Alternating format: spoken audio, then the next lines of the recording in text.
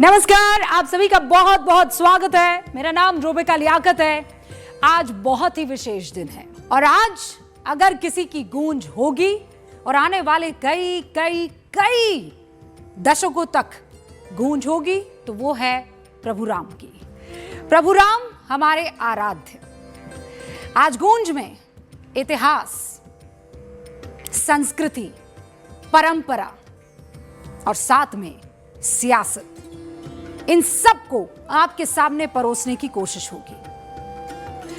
रामचरितमानस में तुलसीदास आरण्य कांड में नारद मुनि और लक्ष्मण के बीच संवाद का जिक्र करते हैं और लिखते हैं, यद्यपि प्रभु के नाम अनेका, श्रुति कह अधिक एकते एका, राम सकल नामन्हते अधिका, हौ नाथ अग खग गण बधिका। इसमें नारद मुनि ये कहते हैं कि वैसे तो प्रभु के अनेकों नाम हैं और वो सब एक से बढ़कर एक है, तब भी हे नाथ, राम नाम सब नामों से बढ़कर है और पापी रूपी पक्षियों के समूह के लिए ये वधिक के समान है। ये राम नाम की ताकत है जिसे भारत में राम को मानने वालों ने तो अपनाया ही, सियासत ने भी अपनाया और ऐसा अपनाया कि बहुतेरों की नैया राम नाम ने पार लगा दी।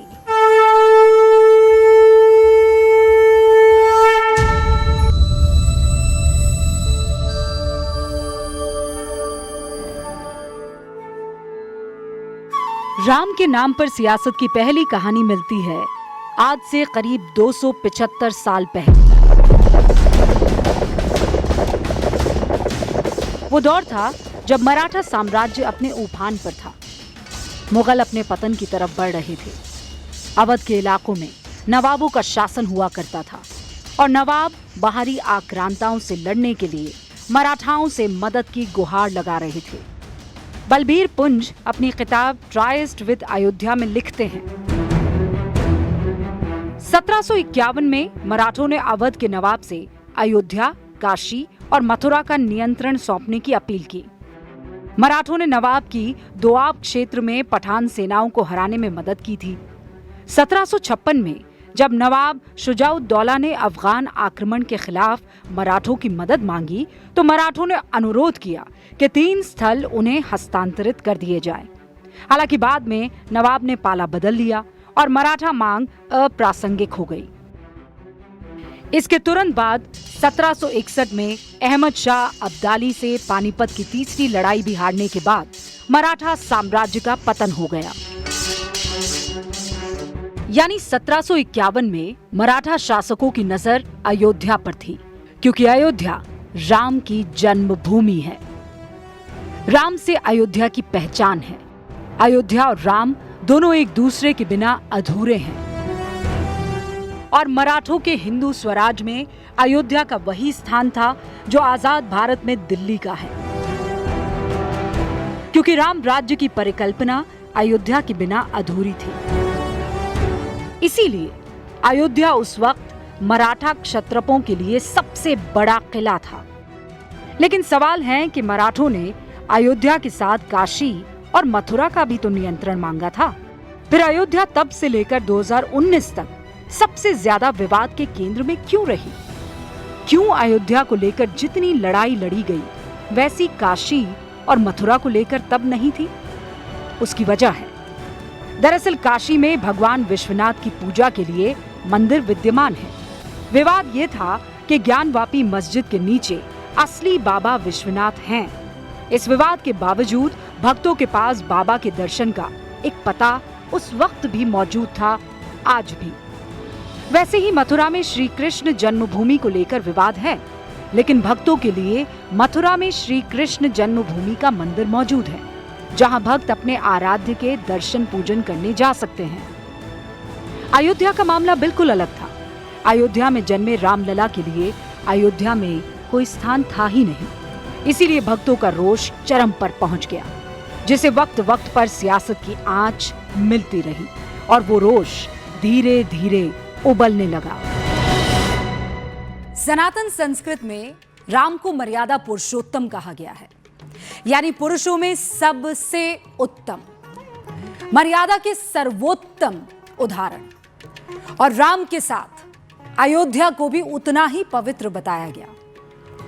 भगवान राम के जीवन पर लिखे सबसे पुराने ग्रंथों में से एक है रामायण, जिसमें महर्षि वाल्मीकि ने बालकांड में अयोध्या का जिक्र करते हुए लिखा है, कोसलो नाम मुदिता स्फीतो जनपदो महान, निविष्ट सरयू तीरे प्रभुत धन धान्यवान, अयोध्या नाम नगरी तात्रोलोक विश्रुता, मनुना मानवेंद्रेण या पुरी निर्मता स्वयं। जिसका अर्थ है कि कौशल नाम का एक बहुत बड़ा जनपद है जो सरयू नदी के तट पर बसा है। वो प्रचुर धन धान्य से समृद्ध और वैभवशाली है। उसी जनपद में अयोध्या नाम की एक नगरी है जो तीनों लोक में विख्यात है। उसे या उस पुरी को स्वयं मनु ने बनवाया और बसाया था। 7वीं सदी में लिखे गए स्कंद पुराण में भी अयोध्या का जिक्र मिलता है। यानी ईसा से 200-300 साल पहले लिखी गई रामायण हो या 7वीं सदी का स्कंद पुराण, अयोध्या हर जगह है। जैसे राम, इसीलिए अयोध्या और राम एक दूसरे के पर्याय बन गए। जब दोनों एक दूसरे के पर्याय थे तो दोनों का संघर्ष भी तो एक समान ही होना था। राम 14 साल वनवास रहे। अयोध्या को 400 साल तक राम का दुख देखना पड़ा और इन 400 सालों में मुगल, अंग्रेज जैसे विदेशी आक्रांताओं का दौर भी अयोध्या ने देखा।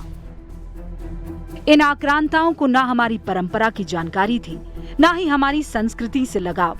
लेकिन आखिर के 72 साल का क्या? तब तो हमारी संस्कृति के ही लोगों का शासन था।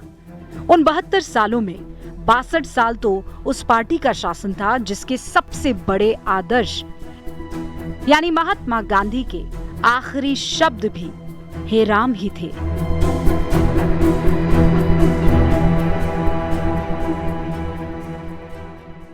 सिर्फ अपने आखिरी वक्त में ही नहीं, आजादी के आंदोलन के दौरान भी महात्मा गांधी के लिए राम का नाम शक्ति का पर्याय था। महात्मा गांधी जब भी आजादी में आंदोलन में सत्याग्रह के लिए बैठते, उनकी जुबान पर एक ही भजन होता, रघुपति राघव राजा राम, पतित पावन सीताराम। इस भजन के साथ ही कई बार गांधी जी ने राम पर अपनी अटूट श्रद्धा का परिचय दिया। 18 मार्च 1933 को लिखे अपने पत्र के पेज नंबर 6 पर महात्मा गांधी राम के बारे में लिखते हैं कि यद्यपि मेरी बुद्धि और हृदय ने बहुत पहले ही ईश्वर के सर्वोच्च गुण और नाम को सत्य के रूप में पहचान लिया था, फिर भी मैं सत्य को राम नाम से पहचानता हूं। मेरी परीक्षा की सबसे कठिन घड़ी में उस एक नाम ने मुझे बचाया है और अब भी वही नाम बचा रहा है। हो सकता है कि ये बचपन का जुड़ाव हो सकता है कि तुलसीदास जी ने मुझ पर मोह डाला हो, लेकिन सत्य यही है। लेकिन महात्मा गांधी के राम के साथ आजाद भारत में क्या हुआ? क्यों राम के अयोध्या के संघर्ष से गांधी की कांग्रेस ने खुद को दूर रखा? क्या कांग्रेस ने खुद को आंदोलन से दूर रखा या जरूरत के हिसाब से वक्त वक्त पर उसका इस्तेमाल करते रहे? हर एक व्यक्ति के इतिहास के बारे में और हर एक व्यक्ति के पुराने कृत्यों के बारे में देश और दुनिया जानती है। इसमें किसी को कुछ भी बोलने की आवश्यकता नहीं। हर एक व्यक्ति जानता है कि अयोध्या में से राम जन्मभूमि पर भव्य मंदिर निर्माण का कार्य आज़ादी के तत्काल बाद से सोमनाथ मंदिर के पुनरुद्धार के साथ ही प्रारंभ हो सकता था। लेकिन जब लोगों के लिए देश से महत्वपूर्ण सत्ता हो जाती है तो वे लोग अपने राजनीतिक सत्ता के लिए जन भावनाओं के साथ खिलवाड़ करते हैं, समाज को जाति, मत, मजहब के आधार पर बांटते हैं। नेहरू के दौर की कांग्रेस तो महात्मा गांधी के सिद्धांतों पर चलने का दावा करने वाली कांग्रेस हुआ करती थी। उस वक्त के अधिकतर कांग्रेसी महात्मा गांधी की छत्र छाया में ही आगे बढ़े थे, लेकिन सबने अयोध्या से दूरी बनाई, सबने राम के जन्म स्थान के अधिकार से दूरी बनाई। पर कुछ थे जिन्होंने ये नहीं किया। साल था 1948। उत्तर प्रदेश कांग्रेस में बड़ी बगावत हुई। आचार्य नरेंद्र देव के नेतृत्व में 7 कांग्रेसियों ने उत्तर प्रदेश विधानसभा से इस्तीफा दे दिया। जाहिर है वो 7 सीटें खाली हुई, और जब सीटें खाली होती है तो उपचुनाव होता है। उन 7 सीटों में एक सीट थी अयोध्या। आचार्य नरेंद्र देव अयोध्या से चुनावी मैदान में उतरे। भले ही वो कांग्रेस से बाहर आ चुके थे, लेकिन उनका अपना प्रभाव था। कांग्रेस को लगा कि ये सीट जीती कैसे जाए। सारी तिकड़म लगाने के बाद उत्तर प्रदेश के तत्कालीन मुख्यमंत्री गोविंद बल्लभ पंत ने तय किया कि बाबा राघव दास को चुनाव में उतारा जाए। बाबा राघव दास ने खुले में ऐलान कर दिया कि अगर वो जीते तो राम जन्मभूमि को विधर्मियों से मुक्त करवाएंगे। उस वक्त फैजाबाद नाम से जानी जाने वाली अयोध्या में बाबा राघव दास के इस बयान से मानो सालों के संघर्ष को पहचान मिल गई थी। चुनाव हुए, नतीजा भी आया, और इन नतीजों ने सबको अचंभित कर दिया। आचार्य नरेंद्र देव जैसे दिग्गज समाजवादी नेता को बाबा राघव दास ने 1312 वोटों से मात दे दी थी। राम जन्मभूमि मुद्दा अपने पहले राजनीतिक टेस्ट में पास हो चुका था, और यहीं से राम का नाम सियासत में लेने का चलन जोर पकड़ने वाला था। बाबा राघव दास यहीं नहीं रुके। चुनाव जीतने के बाद उन्होंने अपने वादों को पूरा करने के लिए जोर शोर से मेहनत भी शुरू कर दी। राघव दास ने विधायक बनने के बाद राम मंदिर के मुद्दे को उठाना शुरू कर दिया, और जुलाई 1949 में उत्तर प्रदेश सरकार को पत्र लिखकर फिर से मंदिर निर्माण की अनुमति मांगी। बाबा राघव दास ने अनुमति मांगी तो लखनऊ से दिल्ली तक राम जन्मभूमि को लेकर कई सियासतदानों के कान खड़े हो गए। 26 दिसंबर 1949 को एक टेलीग्राम दिल्ली से लखनऊ पहुंचा। टेलीग्राम भेजने वाले थे देश के पहले प्रधानमंत्री जवाहरलाल नेहरू। टेलीग्राम जिन्हें भेजा गया था वो थे उत्तर प्रदेश के मुख्यमंत्री गोविंद बल्लभ पंत। पंडित नेहरू ने अपने गुस्से को शब्दों में पिरोकर वो ताड़ लिखा हो ऐसा लगा, और उसके शब्द आपके सामने रख रही हूं। अयोध्या में एक बुरा उदाहरण स्थापित किया जा रहा है, और आगे चलकर इसके भयानक परिणाम हो सकते हैं। अब सवाल था कि देश आजाद हो चुका है। देश के लगभग पूरे हिस्से में कांग्रेस का एक छत्र राज है। दिल्ली से लेकर लखनऊ तक कांग्रेस के नेता सत्ता की कुर्सी पर बैठे हुए हैं। फिर नेहरू क्यों नाराज हो गए? किसने, क्यों और कैसे नेहरू के मन की नहीं की कि वो इतना नाराज हो गए?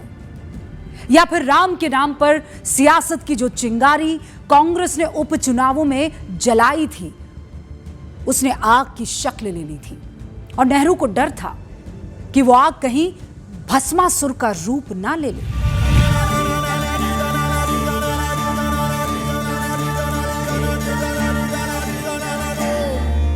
दरअसल 22-23 दिसंबर 1949 की रात अयोध्या में विवादित स्थल के भीतर रामलला की मूर्तियां होने का दावा किया गया।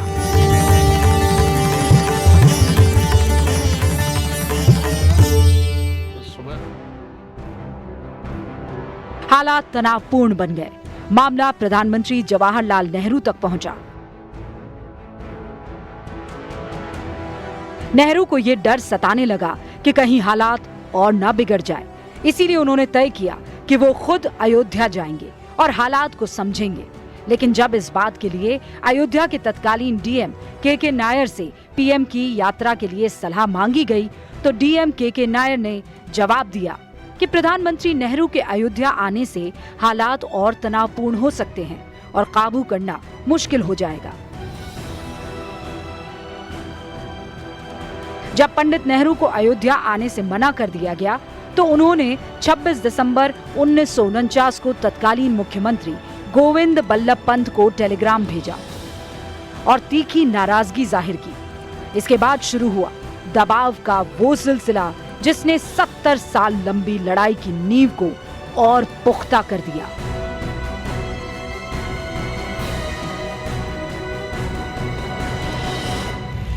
नेहरू की नाराजगी और अयोध्या के तनाव के बीच गोविंद बल्लभ पंत की परेशानी सबसे बड़ी थी। एक तरफ राज्य की कानून व्यवस्था को संभालना था और दूसरी तरफ प्रधानमंत्री के गुस्से को संभालना था। और इन सब की एक प्रमुख कड़ी बने हुए थे फैजाबाद के तत्कालीन डीएम के नायर। केरल के अल्पुजा के रहने वाले नायर भगवान राम की सियासी कथा के वो किरदार बनने वाले थे जिनके बिना अयोध्या और भगवान राम के कलयुग के वनवास की कहानी कभी पूरी नहीं होगी। के नायर ने लखनऊ से अधिकारियों के दबाव का जवाब देते हुए कहा था कि मैं इस्तीफा देने को तैयार हूं। दरअसल नेहरू की सख्ती के बाद लखनऊ से तत्कालीन मुख्य सचिव भगवान सहाय ने फैजाबाद डीएम के नायर को लिखित आदेश दिया, अयोध्या में पूर्व स्थिति बहाल की जाए, अगर बल प्रयोग करना पड़े तो संकोच न करें। इसका जवाब देते हुए डीएम के नायर ने लिखा कि रामलला की मूर्ति को गर्भगृह से निकालकर राम चबूतरे पर ले जाना संभव नहीं है। ऐसा करने से अयोध्या, फैजाबाद और आसपास के गांव कस्बों में कानून व्यवस्था की स्थिति बिगड़ सकती है।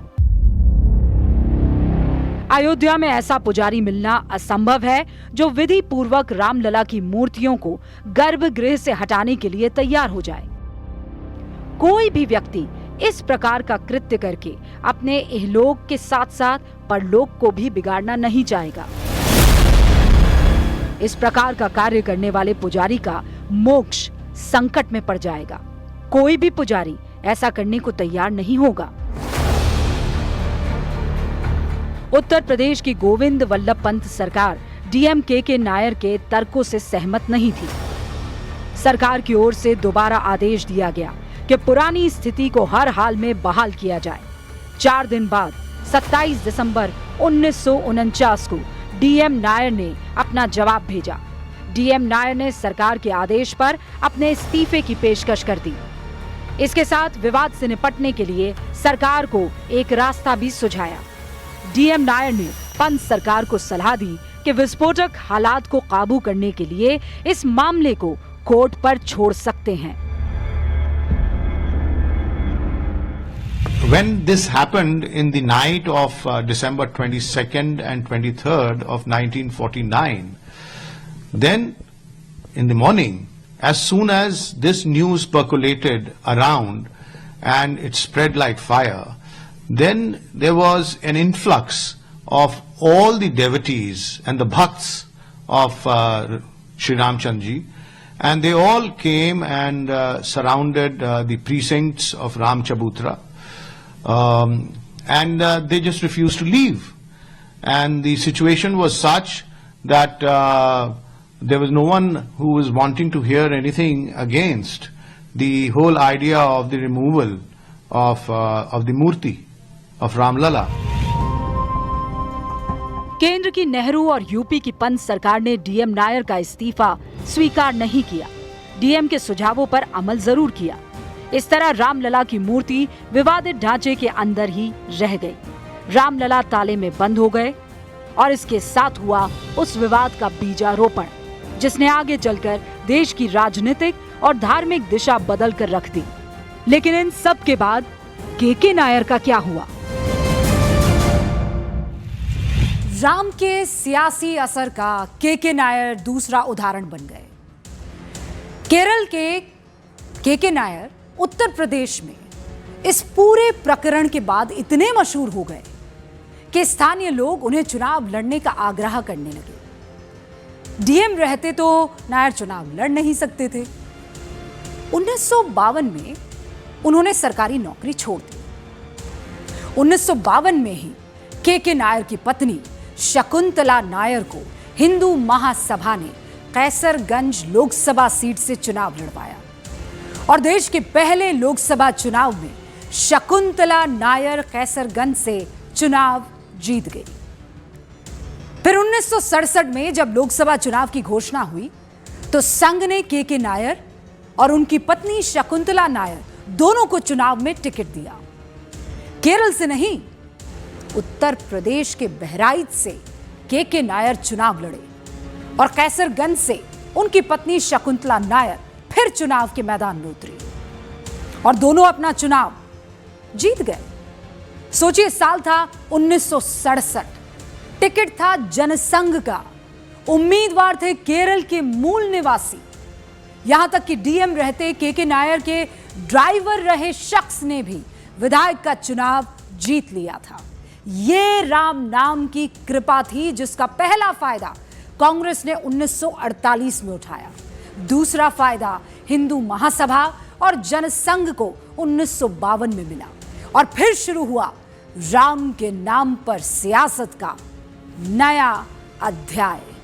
Pressure which was being exerted that no, this cannot be, and fully knowing the sentiments of a large majority of people, but for the fact that a certain section of the community may actually not like the whole idea and may bear grudge against the party of that time and power, be it at the center or the state. I think that was the pressure which the then Prime Minister must have faced, or the then CM of the United Provinces must have faced.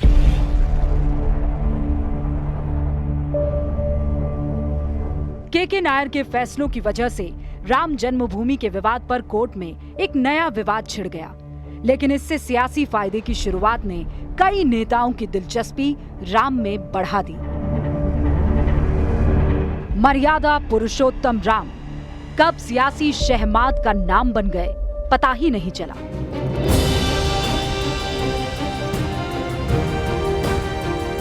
France के राजनीतिक वैज्ञानिक Christophe जैफरलो ने अपनी किताब the Hindu nationalist movement and Indian politics में अयोध्या पर कांग्रेस की सियासी तैयारी पर पेज नंबर 365 में लिखा है कि दाऊ दयाल खन्ना ने राम मंदिर को लेकर एक कैंपेन शुरू करने की रणनीति बनाई। दाऊ दयाल खन्ना उत्तर प्रदेश में कई कांग्रेस सरकारों में मंत्री रह चुके थे।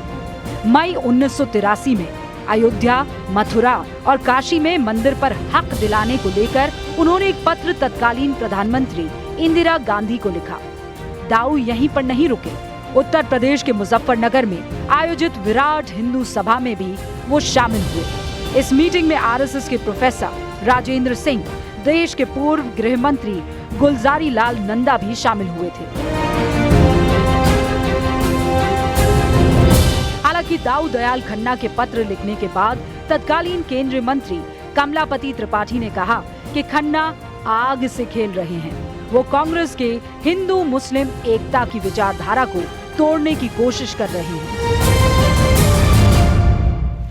अब सवाल ये है कि अयोध्या और राम हिंदू मुस्लिम एकता के लिए खतरा कैसे हो गए?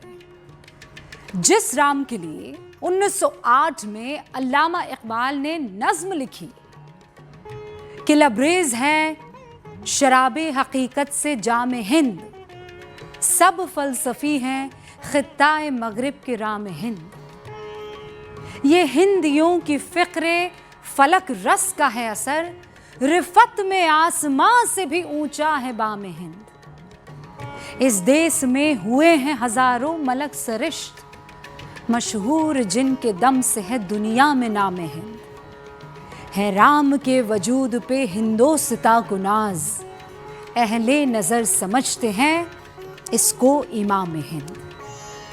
जो राम 1908 में इमाम हिंद थे, 1983 आते आते वो राम हिंदू मुस्लिम एकता के लिए खतरा कैसे हो गए? क्या आजादी के बाद राम के अयोध्या को इंसाफ मिल जाता तो ये हिंदू मुस्लिम एकता के लिए खतरा बनता, या ये मुद्दा ही खत्म हो जाता? क्या जानबूझकर अयोध्या को राम से और राम को अयोध्या से दूर नहीं रखा गया ताकि कथित वोट बैंक को कोई खतरा ना हो, उनको बस डर की आगोश में रखा जाए?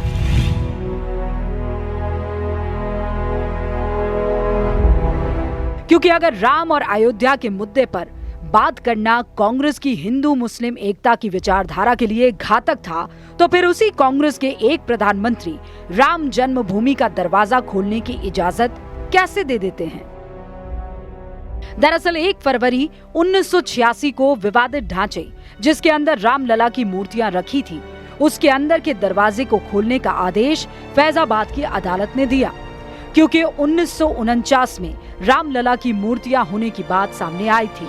तब तत्कालीन डीएम के नायर की सलाह पर दरवाजों को बंद कर दिया गया था और सिर्फ एक पुजारी को पूजा और भोग की इजाजत दी थी। वकील यूसी पांडे ने इसी को आधार बना लिया और कोर्ट से अपील में कहा कि आदेश कोर्ट का नहीं बल्कि जिला प्रशासन का था। कोर्ट ने इस ग्राउंड को मानते हुए कहा कि हिंदुओं को पूजा और दर्शन का अधिकार है। इसके बाद दरवाजे खोलने का आदेश दे दिया गया। इस आदेश को उस वक्त संदेह की नजर से देखा जा रहा था। इतिहासकार रामचंद्र गुहा अपनी किताब इंडिया आफ्टर गांधी में लिखते हैं कि फैजाबाद कोर्ट के आदेश को लेकर आम धारणा थी कि यह दिल्ली के इशारे पर दिया गया फैसला है और दिल्ली से निर्देश किसी और ने नहीं बल्कि सीधे प्रधानमंत्री कार्यालय से गया है। जिस प्रधानमंत्री पर यह आरोप लग रहे थे वो कोई और नहीं बल्कि राजीव गांधी थे, उस जवाहरलाल नेहरू के नाती जो अयोध्या विवाद को हिंदू मुस्लिम एकता के लिए खतरा मानते थे, उस इंदिरा गांधी के बेटे जो अयोध्या मामले से दूरी बनाकर रखना पसंद करती थी। लेकिन सवाल था कि राजीव गांधी को अचानक अयोध्या का ताला खोलने की क्यों सूझी? अपनी किताब संघम शरणम गच्छामि में पत्रकार विजय विद्रोही इसकी वजह बताते हुए लिखते हैं कि राम मंदिर निर्माण का मार्ग प्रशस्त करने वाला पहला बड़ा प्रयास प्रधानमंत्री राजीव गांधी की वो सियासी चाल थी जिसके तहत उन्होंने शाहबानो मसले पर अपनी मुस्लिम परस्त छवि तोड़ने के लिए 1986 में बाबरी मस्जिद के ताले खुलवाकर हिंदू कार्ड खेला था। यानी एक बार फिर भगवान राम को सियासत का मोहरा बनाने की कोशिश हो रही थी। पत्रकार विजय त्रिवेदी ने अपनी किताब में जो आरोप राजीव गांधी पर लगाए हैं उसकी ठोस वजह भी उन्होंने अपनी किताब में, जिसका नाम संघम शरणम गच्छामि है, उसमें बताई है। इस फैसले के वक्त राजीव गांधी सरकार में मंत्री थे आरिफ मोहम्मद खान। उनके बयान को इस किताब में बाकायदा लिखा गया है। इसमें लिखा है, आरिफ मोहम्मद खान ने कहा कि राजीव गांधी ने बताया कि ताला खोलने से पहले मुस्लिम पर्सनल लॉ बोर्ड के अली मियां और कुछ चुनिंदा मुस्लिम नेताओं को बता दिया गया था, यानी डील हो गई थी कि इन्हें शाहबानो दे दो और उनके लिए ताला खोल दो। राजीव गांधी पर जिस सियासत को आगे बढ़कर अपनी राजनीति चमकाने के आरोप लग रहे थे, उस सियासत का असली खिलाड़ी दूर बैठकर सब देख रहा था, क्योंकि वो दौर उसके सीखने का था। क्योंकि इन सब सियासी पैतरेबाजी के बीच भारतीय जनता पार्टी का जन्म हो चुका था। मई 1983 में जिस विराट हिंदू सम्मेलन में राम मंदिर के लिए पहले प्रस्ताव को पारित किया गया था, उसमें संघ के बड़े नेता राजेंद्र सिंह शामिल थे। बाद में वो संघ प्रमुख भी बने। यानी भगवान राम के मंदिर के संघर्ष में संघ पहले से सक्रिय था। बीजेपी, जो संघ की पाठशाला से निकले राजनेताओं का सियासी मुकाम था, उसके लिए भी राम का नाम वो सहारा था जिससे सियासी वैतरणी को पार किया जा सकता था। एक तरफ राजीव गांधी शाहबानो और अयोध्या के विवादित ढांचे का दरवाजा खुलवाकर स्कोर सेटल करने के आरोप झेल रहे थे, दूसरी तरफ बीजेपी ने 1979 के लोकसभा चुनाव में अपने चुनावी घोषणा पत्र में लिख दिया कि भारत सरकार द्वारा 1948 में निर्मित सोमनाथ मंदिर की तर्ज पर अयोध्या में राम मंदिर के पुनर्निर्माण की अनुमति न देकर सरकार ने तनाव को बढ़ने दिया है और सामाजिक सद्भाव को गंभीर रूप से प्रभावित किया है। राम के नाम पर कांग्रेस ने जिस सियासत को पर्दे के पीछे से खेलने की कोशिश की, बीजेपी ने खुलेआम राम को मुद्दा बना लिया और इसका सीधा फायदा बीजेपी को पहले ही चुनाव में मिला भी। 1984 के लोकसभा चुनाव में जिस बीजेपी को महज 2 लोकसभा सीटों से संतोष करना पड़ा था, वही बीजेपी 1979 के चुनाव में 85 सीटों पर पहुंच गई। जो कांग्रेस 1984 में 414 सीटें जीतकर सत्ता में आई थी, वो करीब आधी सीट यानी 217 पर सिमट गई। बीजेपी के समर्थक इसे राम का आशीर्वाद बता रहे थे, यानी राम का नाम मैनिफेस्टो में आने से सीटें डबल डिजिट में पहुंच गई थी। तो अब राम को बड़ा मुद्दा बनाने की तैयारी भी शुरू हो चुकी थी। 1979 के चुनाव से उत्साहित बीजेपी ने 1990 लाल कृष्ण आडवाणी के नेतृत्व में गुजरात के सोमनाथ से अयोध्या तक की रथ यात्रा की घोषणा कर दी। 25 सितंबर 1990 को यात्रा की शुरुआत हुई भी और मौजूदा प्रधानमंत्री नरेंद्र मोदी उस यात्रा में लाल कृष्ण आडवाणी के सबसे बड़े रणनीतिकार के रूप में दिखने लगे। बीजेपी की ये रथ यात्रा जहां से भी निकली, हर तरफ जय श्री राम के नारे गूंजे। राजीव गांधी ने जिस सियासत को चिंगारी दी थी, वो अब आग बन चुकी थी, जिसकी आंच से बीजेपी की सियासत तेज गति से आगे बढ़ रही थी।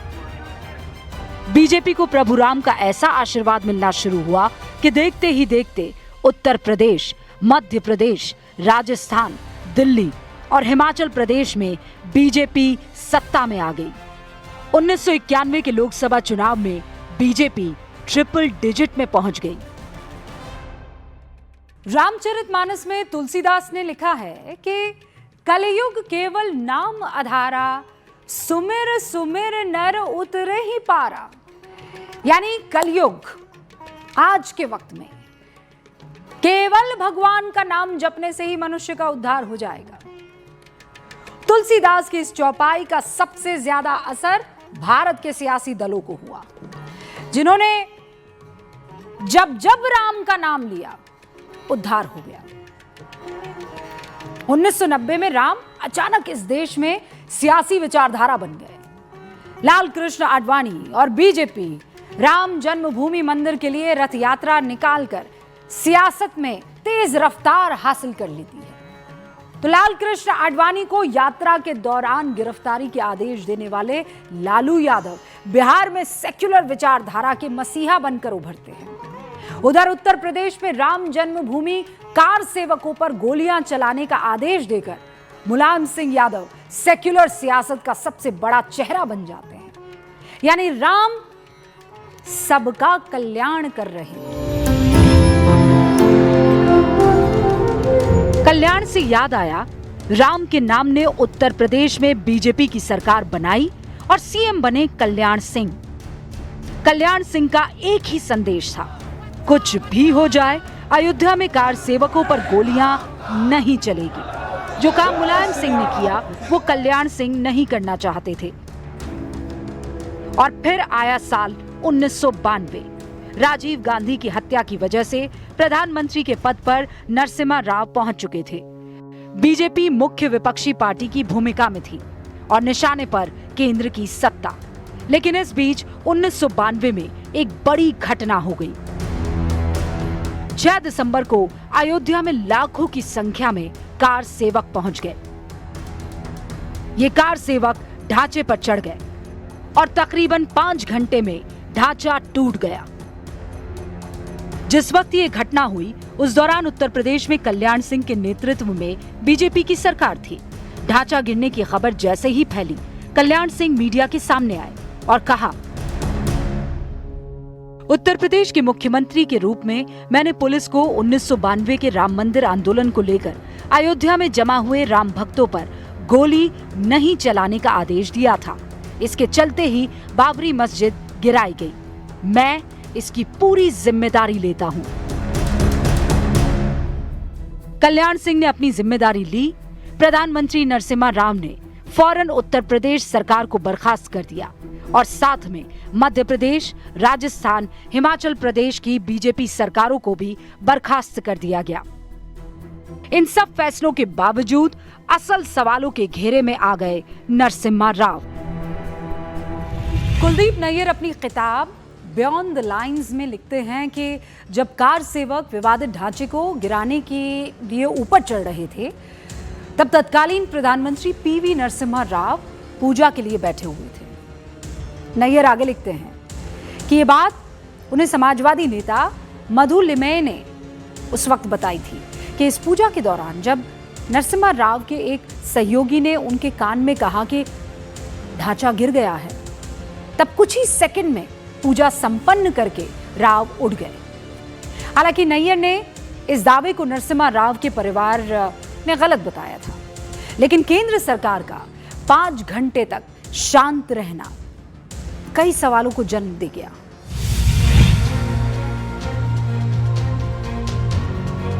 ढांचा गिरा तो आगे की लड़ाई कोर्ट में और सख्ती से शुरू हो गई। बीजेपी 2019 तक अपने हर मैनिफेस्टो में राम मंदिर निर्माण के अपने संकल्प को दोहराती रही। बीजेपी को कभी इसका सियासी फायदा मिला तो कभी नुकसान। और विधि का विधान देखिए, नुकसान की पहली कड़ी भी उसी उत्तर प्रदेश से आई जहां का पूरा विवाद था, और आखिरी कड़ी उस अयोध्या से आई जहां आज एक भव्य मंदिर में भगवान रामलला विराजमान है। 1993 में बीजेपी की लहर और विवादित ढांचे के विध्वंस से उपजी संवेदनाओं के डर से मुलायम और कांशीराम की जोड़ी के पास बहुमत था। उस वक्त दोनों पार्टियों के कार्यकर्ता पूरे जोश में थे और नारा लगा, मिले मुलायम कांशीराम, हवा में उड़ गए जय श्री राम। हालांकि ये तंज बीजेपी के लिए था, क्योंकि बीजेपी पर जय श्री राम को सियासी नारा बनाने का आरोप लगा। लेकिन भारत की सियासत को मानो राम बहुत गौर से देख रहे हो। ये सिर्फ 1993 की बात नहीं है।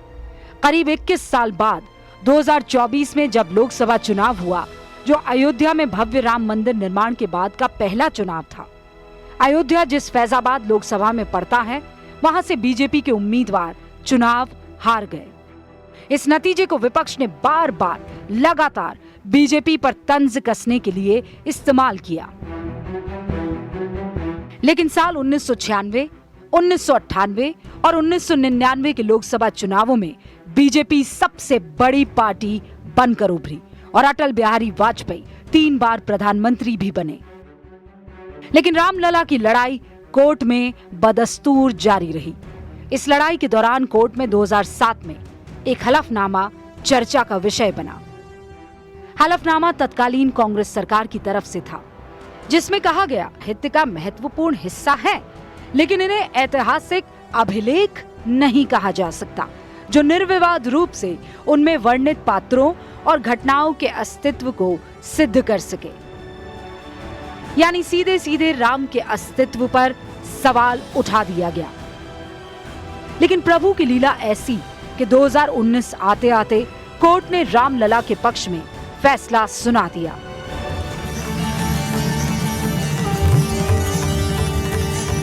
आज अयोध्या में भव्य रामलला का मंदिर विराजमान है। लेकिन राम को सियासत ने जिस तरह से इस्तेमाल किया, उससे किसे क्या हासिल हुआ? इतिहास तो यही कहेगा ना कि राजीव गांधी पर तुष्टीकरण के आरोप लगे, मुलायम को मुल्ला मुलायम का तंज मिला, आडवाणी पर पीएम इन वेटिंग की फप्तियां कसी गई, प्रधानमंत्री मोदी को फांसीवादी से लेकर न जाने क्या क्या उपमाओं से नवाजा गया। लेकिन क्या ये सब बगैर भगवान राम की मर्जी के हो रहा है, या हो रहा था, या ये प्रभु की लीला है जिसे उन्होंने तय कर रखा है? रामचरितमानस में तुलसीदास ने भगवान शिव और मां सती के बीच के संवाद पर एक चौपाई लिखी है, जिसमें शिव मां सती से क्या कहते हैं, जरा सुनिए। होइए सोई जो राम रची राखा, को करी तर्क बढ़ावे साखा। अस कही लगे जपन हरि नामा, गई सती जह प्रभु सुखदामा। यानी जो कुछ राम ने रच रखा है होगा वही, तर्क करके कोई फायदा नहीं है। ऐसा कहकर शिव भगवान हरि का नाम जपने लगे और सती प्रभु राम के धाम की तरफ चल पड़ी।